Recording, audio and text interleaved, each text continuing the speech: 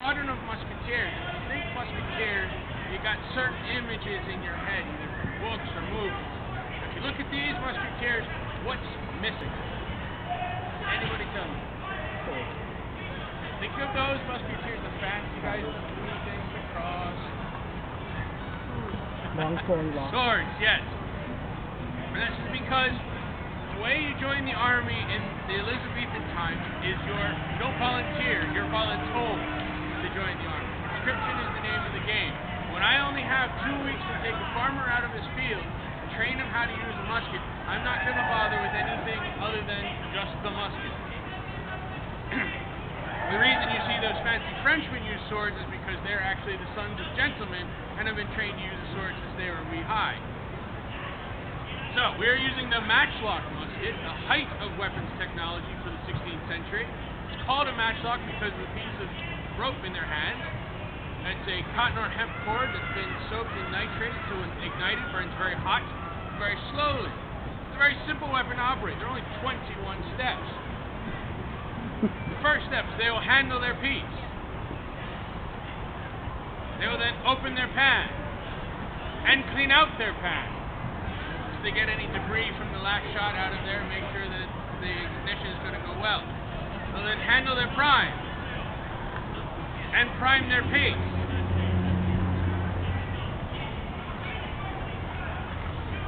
Pour a very small amount of fine gunpowder in that little pan. And then close their pan. 2 very important steps because of that nice burning coal in the match. They'll cast off loose corns and blow off loose corns. Corns being another name for the grains of gunpowder. It's very important because that very hot match is about to go right next to the pan in just a short while. They'll then cast about their piece. This gives them access to the muzzle. They'll then handle their charge. If they all went for the wooden bottle hanging from their chest, that's their bandolier of charges. Each one of those wooden bottles has enough gunpowder for 1 shot from the musket. They'll then charge their piece.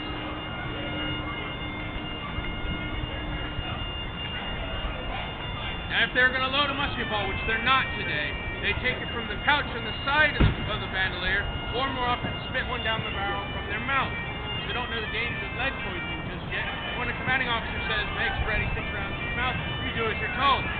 But we're not doing that, so we don't have to worry about it. So we'll go to draw forth your scouting stick, ram home your charge.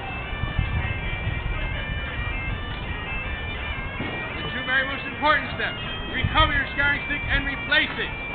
Don't get me wrong, you can fire it. It makes an excellent projectile. It's a rather awkward weapon. The awkward part is having to go across the battlefield and ask for it back. We don't want any fish kebabs, so we make sure we replace it. So then recover their piece. At this point, they'll take forth their match and blow it well. This is to get any ash that's built up on the match head off and make sure that coal is good and hot. So then cock and try their match. Place it in the jaws of the serpentine there and make sure it's going to hit the proper place in the pan. It's at this point that they're ready to fire, so we'll turn them in a safe direction. Musketeers, by the right hand, wheel about the center. Good. Now they'll wait for the orders to present your piece. Have a care! Give fire! Now, good musketeers are expected to be able to perform those actions 3 times in a minute. Obviously, they can't do that while I'm standing there saying, open your pan, close your pan, and whatnot. That's where my job gets very simple. All I need to say is, musketeers, make ready your piece. Then I'll have a bit of a lie down, maybe a biscuit.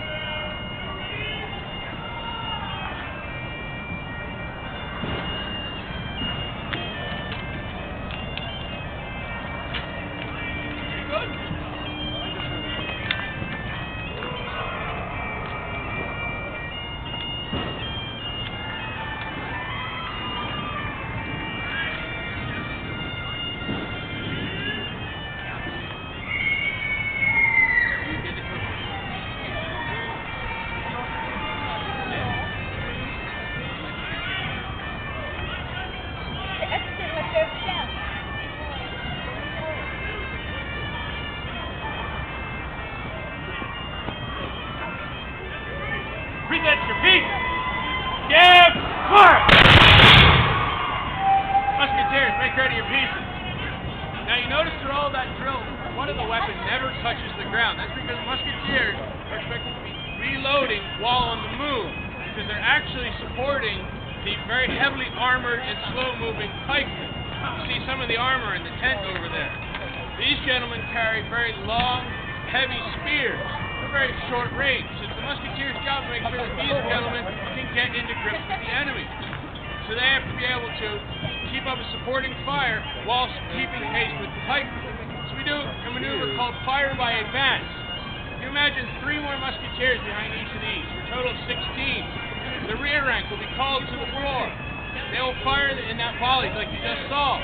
They will immediately begin to reload. The new rear rank will come forward, and they will discharge the weapon, and so on and so forth, so that you're slowly leapfrogging towards the enemy. All the while, the pikemen are advancing at a very steady, slow clip. You all ready? Alright, this is very impressive, so I hope you enjoy it. Musketeers, by the left hand, double your ranks.